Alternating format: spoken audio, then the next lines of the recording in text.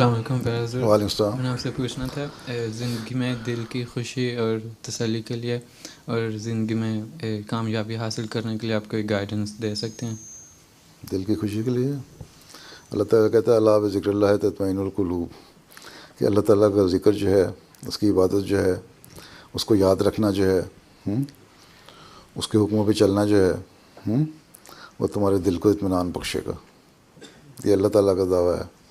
ٹھیک، تو اس سے بڑا دعویٰ اور کیا بات اور کون کر سکتا ہے.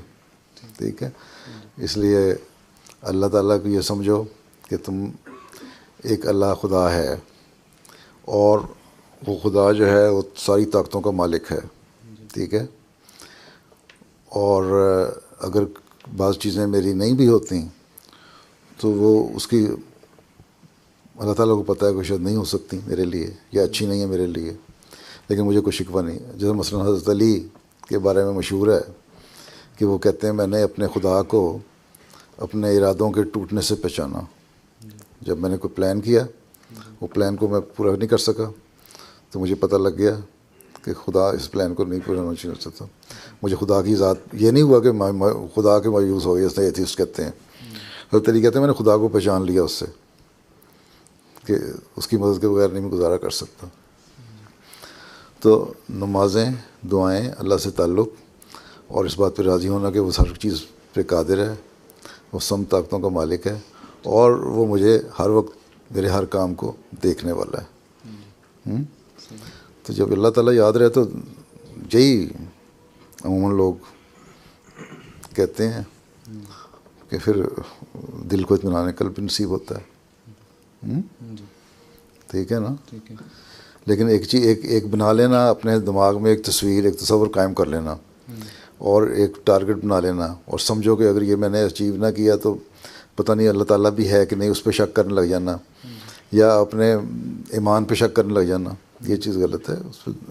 پہلے یہ دیکھو کہ تم نے عبادت کا حق ادا کر دیا جو حق ہے.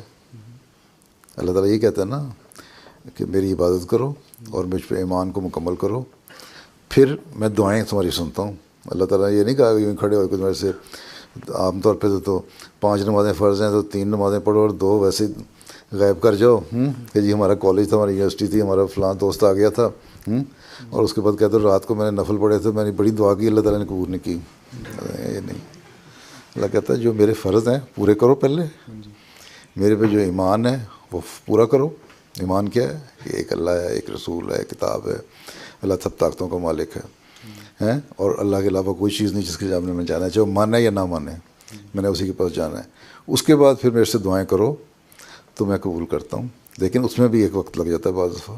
جس طرح ایک قصہ آتا ہے کہ ایک شخص تھا، وہ دعائیں کیا کرتا تھا، 30 سال سے دعائیں کر رہا تھا، اور ہر روز اس کو جواب مل جاتا تھا نہیں قبول کرنی، پھر بھی کرتا جاتا تھا. ایک دن اس کا ایک مرید اس کے سامنے بیٹھ کے آ کے، جب اس نے دعائیں کر کے ہٹا تو آواز آئی، تو آواز وہ مرید کو بھی آ گئی، جو کشفی یا الہامی نظارہ تھا وہ مرید پہ بھی ہو گیا. تو اس نے کہا کہ جب اللہ تعالیٰ نے کہہ دیا کہ میں نے نہیں قبول کرنا، پھر کیوں اس سے مانگ رہے ہو؟ تو کہتا ہے اگر نہیں اس سے اللہ مانگوں گا تو پھر کس کے پاس جاؤں؟ اسی وقت دوسرا الہام ہوا جو مرید نے بھی سن لیا کہ تم نے 30 سال میں جو صبر سے جتنی دعائیں کی تھیں ساری قبول ہو گئیں. تو یہ صبر دکھانا پڑتا ہے دل کے اطمینان کے لیے. لیکن یہ کہنا کہ میں 1 منٹ میں مجھے دل کو اطمینان ہو جائے اور جو میں کہتا ہوں فوری طور پہ ہو جائے، اللہ میاں نوکر تو نہیں ہمارا، گلاس پانی کا اللہ کے فوری لے کے آئے، نہیں لائے گا چپیٹ ماروں گا، نہیں، ایسا نہیں ہو سکتا. ٹھیک.